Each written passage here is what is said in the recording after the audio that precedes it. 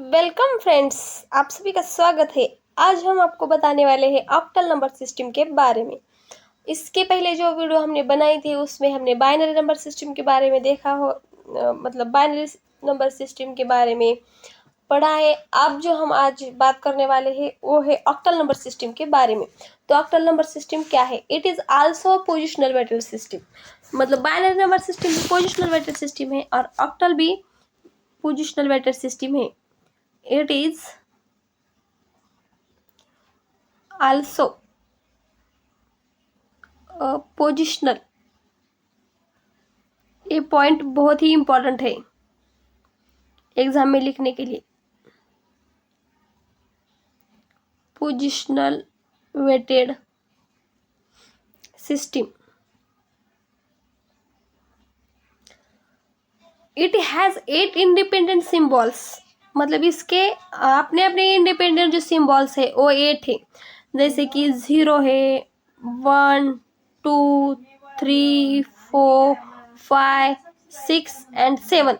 आप सब कहेंगे कि ऑक्टल है तो 8 होनी चाहिए, लेकिन हम 0 को भी मायने रखते हैं, लेकिन 0 भी एक बीट है, तो 0 से लेकर 7 तक हमारे 8 डिजिट हो जाते हैं।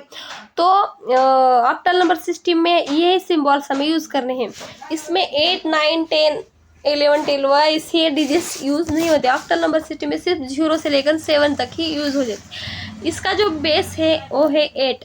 मतलब कि कोई भी संख्या लीजिए, इसके नीचे जो अगर बेस 8 लिखा हो तो हमें ये जानना है कि ये जो दी गई संख्या है वो ऑक्टल की है।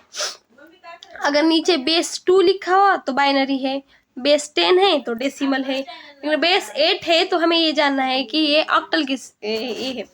और मेन बात जो है ये है 2 का जो क्यूब आता है उसे हम 8 कहते हैं।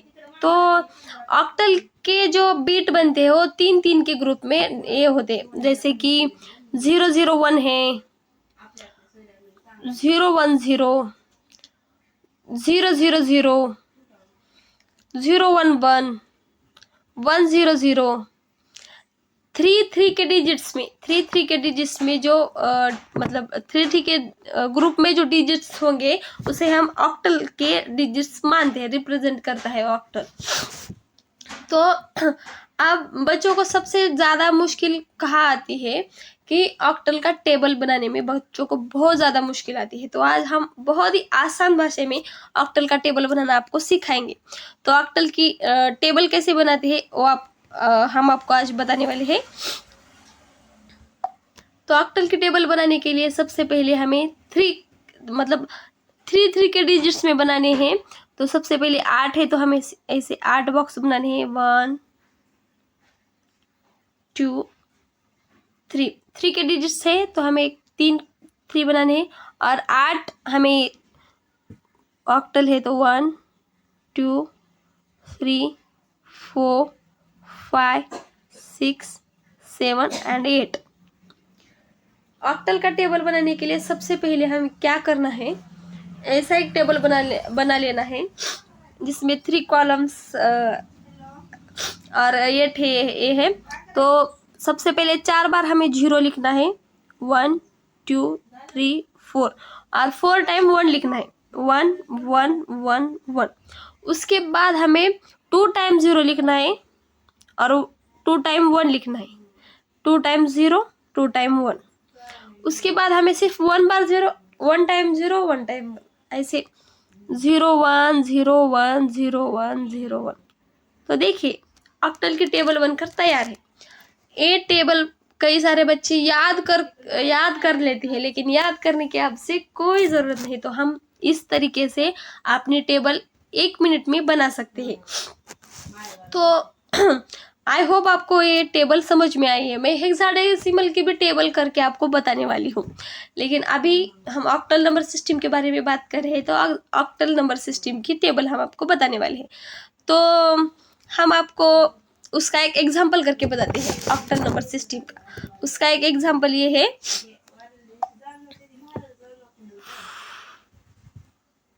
4057। इसे हम ऑक्टल से डेसिमल में कन्वर्ट करना सीखेंगे। सबसे पहले हमने ऑक्टल नंबर सिस्टम क्या होती है ये बताया। अब हम इसका कन्वर्जन आपको बताने वाले हैं कि ऑक्टल से डेसिमल में कैसे कन्वर्जन होता है। सबसे पहले हमें क्या करना है, 8888 लिखना है, 8888। उसके बाद हमें जो इसकी पावर होती है वो राइट से लेफ्ट में बढ़ाती जाना है, जैसे कि 0 है, 1 2 और 3। उसके बाद हमें जो ऊपर दी गई संख्या है उसे मल्टीप्लाई करना है, तो ऊपर दी गई संख्या भी हमें राइट से लेफ्ट में ही लिखती जानी है, जैसे यहाँ पे 7 5 0 और 4। तो इसका आंसर कि मैंने पिछले वीडियो में भी आपको ये क्लियर किया था, किसी भी संख्या की पावर अगर 0 होती है तो उसका आंसर आ जाएगा 1। तो 8 की पावर 0 इसका मतलब है 1। 7 को मल्टीप्लाई 1 से करने से हमारा आंसर आ जाएगा 7। अब 8 की पावर 1 8 होता है, 8 को 5 से मल्टीप्लाई करने से हमारा आंसर आ जाएगा 14। अब 8 मतलब 8 का स्क्वायर है 64, लेकिन इसको 0 से मल्टीप्लाई करने से हमारा आंसर आ जाएगा 0। अब 8 का जो क्यूब होता है वो होता है 512, उसको 4 से मल्टीप्लाई करने से हमारा जो आंसर आ जाएगा वो होगा 2048। तो इन सब को हमें प्लस करना है, इन सब को हमें प्लस कर जाना है और हमारा जो आंसर आ जाएगा वो 2095 होगा। तो जो हमारा क्वेश्चन दिया गया था वो इस तरीके से था, 457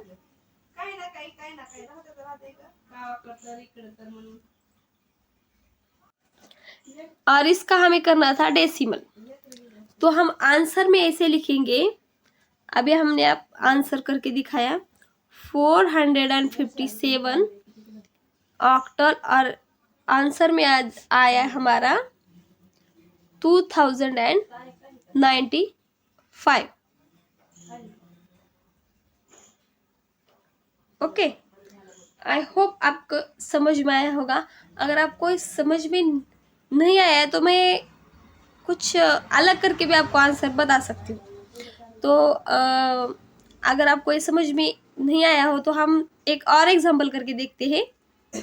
यही एग्जांपल दूसरी तरीके से कैसे सॉल्व करते हैं मैं आपको यह बताती हूँ।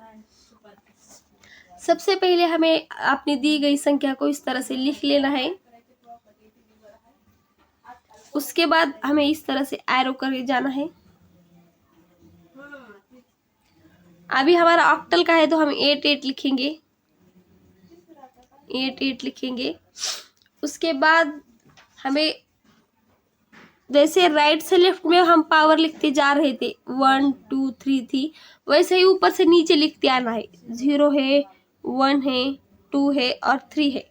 उसके बाद हमें मल्टीप्लाई करना है इस वाले अंक से, तो हमें मल्टीप्लाई करना है 7 5 0 and 4। ओके, तो हमारा जो आंसर आ जाएगा 8 की पावर 0 1 होता है, तो 7 के साथ मल्टीप्लाई करने से हमारा जो आंसर आ जाएगा वो है 7। 8 की पावर 1 होता है, 4 के साथ मल्टीप्लाई करने से हमारा आंसर आ जाएगा 14। 8 का जो स्क्वायर होता है वो 64 होता है, लेकिन 0 से मल्टीप्लाई करने से हमारा आंसर आ जाएगा 0। 8 का जो क्यूब होता है 512, उसे 4 से मल्टीप्लाई करने से हमारा जो आंसर आएगा वो होगा 2048।